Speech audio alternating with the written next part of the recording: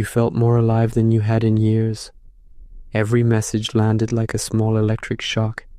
Every compliment arrived before you had time to question it. You were seen. You were chosen. You were the exception in someone else's story. And you knew it because they told you constantly. You didn't miss the red flags. You weren't naive. You weren't desperate. Not because you lacked experience. Not because you were unusually trusting. Not because you failed to pay attention. Your brain was paying the most intense attention it had ever paid to anything. That's the part no one tells you. The part that explains everything that came after. This video will not give you a way to detect it earlier next time. It will not teach you a pattern to watch for. What it will do is show you exactly what happened inside your skull and why your brain, functioning perfectly, treated the most dangerous signal in the room like the most rewarding one. The problem was not that you stopped thinking. The problem was that a specific system deep in your brain decided with full biological authority that what you were experiencing was the most important thing that had ever happened to you. You've probably heard the phrase "too good to be true." You've probably used it. You understand it as a warning, a heuristic, a shorthand for situations where the cost is hidden and the benefit is advertised up front. Most people apply it to financial schemes, suspicious offers, strangers asking for help. They do not apply it to the person standing in front of them, making direct eye contact, saying exactly the right thing. The common explanation is that love bombing works because people want to believe it, because loneliness creates vulnerability, because low self-esteem opens a door. That explanation is not wrong. It is structurally incomplete. Love bombing does not work primarily on the desire to be loved. It works on the architecture of the brain's reward prediction system, a system with no mechanism to distinguish between a genuine source of value and a manufactured one. The system does not ask where the reward is coming from. It measures intensity, consistency, and speed. All three were present. The system responded accordingly. Vulnerability is not the entry point. It is the amplifier. The entry point is biological. In the 1950s, James Olds and Peter Milner implanted electrodes into a specific brain region in rats. The target was a cluster of neurons running along the medial forebrain bundle, deep inside the limbic system, far below conscious reasoning. They gave the rats a lever. Pressing the lever sent a small electrical pulse directly to that cluster. The rats pressed the lever over 10,000 times per hour. They stopped eating. They ignored water. They crossed electrified floors that they had previously refused to cross. They were not happy. This distinction matters. They were not experiencing pleasure. They were experiencing the anticipation of reward, a signal so powerful it overrode every other biological priority. The structure being stimulated was the dopaminergic pathway, the same pathway activated by love bombing, the most disturbing layer of what Olds and Milner found, the part that almost never enters the popular version of this story, is coming. Not yet. The dopaminergic pathway does not produce feelings. It produces motivation. It signals, this matters. It signals, pursue this. It assigns value, not by analyzing the source, but by measuring the density and unpredictability of the signal. The prefrontal cortex, the region responsible for threat evaluation, pattern recognition, and long-term consequence modeling, is downstream. It receives the signal after the valuation has already occurred. The threat assessment system runs on a different timeline than the reward system. Love bombing saturates the reward system. before the threat assessment system has collected enough data to issue a countersignal.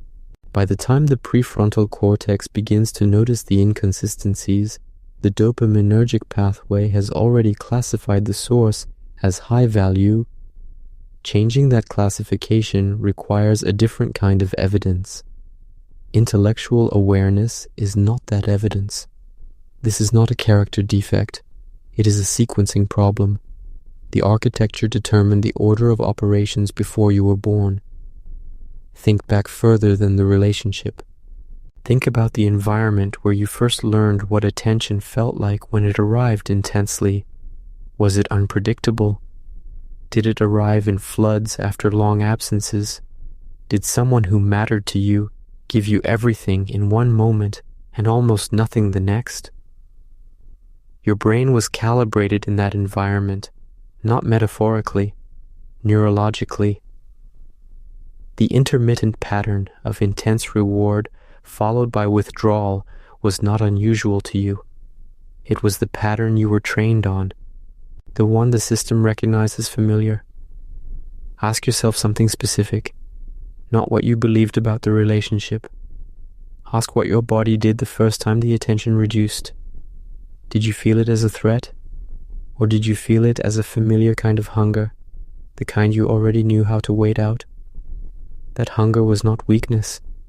It was a learned response to a specific kind of environment. The system encoded intense arrival followed by withdrawal is the pattern of something important. The brain does not distinguish between the person who taught it that and the person triggering the same sequence years later. It reads the pattern. It activates the circuit. You were not reliving something consciously. The system was running a match. Here is the part that is difficult to absorb without distorting it. The calibration was not a mistake. In the environment that built it, the ability to tolerate unpredictable attention, to remain oriented toward a source despite its inconsistency, was the only available strategy for getting any connection at all. The brain built the most functional system it could out of the conditions it had. The system was intelligent. It was an accurate solution to a specific problem. That is not good news, not in the way it might initially feel. Knowing the origin does not update the system.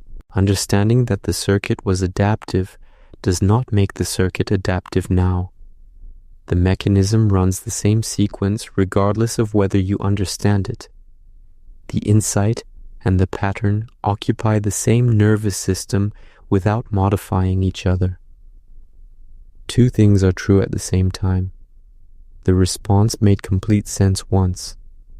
The same response is now a vulnerability that a specific kind of person can exploit without effort. There is no resolution in that, just the fact of it. Now, for what Olds and Milner found that rarely makes it into the public conversation about this experiment. When the electrical stimulation was removed, when the lever stopped working, the rats did not stop pressing it immediately. They pressed it faster. The rate increased before it collapsed. This response has a name in behavioral neuroscience: extinction burst.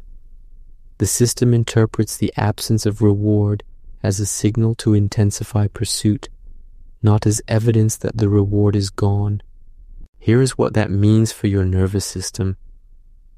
The moment love bombing begins to withdraw, the first cooling, the first inconsistency, the first silence where there used to be constant contact, the dopaminergic system does not register danger. It registers a signal to pursue more intensely. The withdrawal is not a red flag to the system. It is fuel. The person pulling back is not perceived at the biological level as a threat. They are perceived as a high-value source that requires more effort to access. The most precise manipulation available requires no calculation. It only requires creating the flooding and then reducing it. The brain does the rest automatically. Awareness helps. That is the popular claim. Learn to recognize the pattern. Name it when it happens. Slow down. Trust your gut. The gut has already been hijacked. The dopaminergic pathway fires before the gut sends any signal to consciousness. The intuition people reference is the same system that classified the source as high value. Mindfulness practice builds metacognitive distance. That is real. The distance it builds operates on a different timescale than the speed at which reward flooding saturates the system. Attachment theory tells you what pattern you carry. It does not update the pattern. It describes the architecture from the outside. Journaling, support systems, therapy, all of these engage the prefrontal cortex. The prefrontal cortex was already downstream. The question is not, why didn't I see it clearly? That question assumes the seeing happened in a fair environment. It did not. The question is, what was running before I had any capacity to see anything? There's a specific moment this mechanism produces. You've been in it. The contact reduces for the first time, not vanishes, reduces. A message takes longer to arrive. The tone shifts slightly. Something that was constant is now intermittent. You notice it immediately. You tell yourself you're not worried. You check the phone. You don't know why. You construct an explanation. Work stress, a difficult day, something external that has nothing to do with you. The explanation feels convincing. You believe it. You check again. The distress is not about the person. It is the circuit activating. The same circuit the rats ran. The absence of the signal reading as press harder. The reasoning comes after. The narrative construction, the explanation, the justification, the story that makes the anxiety make sense, arrives after the biological sequence has already completed. You were not deciding anything. The system was running. You were watching it. There is a territory you stopped standing in front of. Certain kinds of directness that felt possible before. Certain questions you would have asked without thinking. A particular version of yourself that occupied space without calculating the cost first. You may not remember the exact moment the contraction began. It rarely announces itself. The behavior that once triggered flooding is gone. The calibration remains. The system that responded to intensity now reads ordinary connection as insufficient. Not wrong, just insufficient. Relationships that don't produce the same signal density feel flat. Not painful, flat. Flatness is its own kind of closing. The options that used to be options are still technically available. They stopped feeling navigable. The map was drawn in a room you no longer live in. There is one more thing that almost never gets said in this context. The dopaminergic pathway does not reset neutrally after the flooding ends.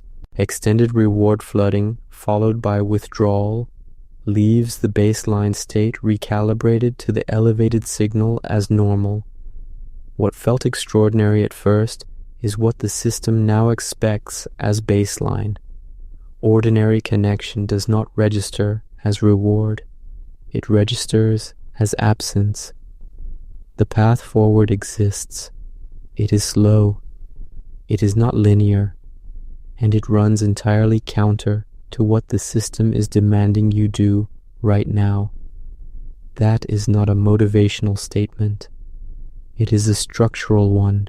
The system will not feel like it is cooperating. Not initially. Not reliably. There is no point at which the biology becomes easy to work against. You felt more alive than you had in years. That feeling was real. The mechanism that produced it was not. The distinction does not make the feeling retroactively false. It makes the source legible. The dopamine was yours. The circuit was yours. The system that ran without asking for your permission, that was yours too. What was manufactured was the signal that activated it. You were not fooled. You were targeted at the exact level where targeting is most effective. That is not a comfort. It is a location. The person who created that signal didn't do it accidentally. The flooding, the withdrawal, the precise calibration of intensity. There is a pattern behind how it's constructed, a specific internal architecture that makes someone capable of running that sequence without ever registering it as harm. What that architecture actually looks like from the inside and how it operates when no one is watching is what the next video is about. If you want to understand the mechanism that built the trap, it's on your screen right now.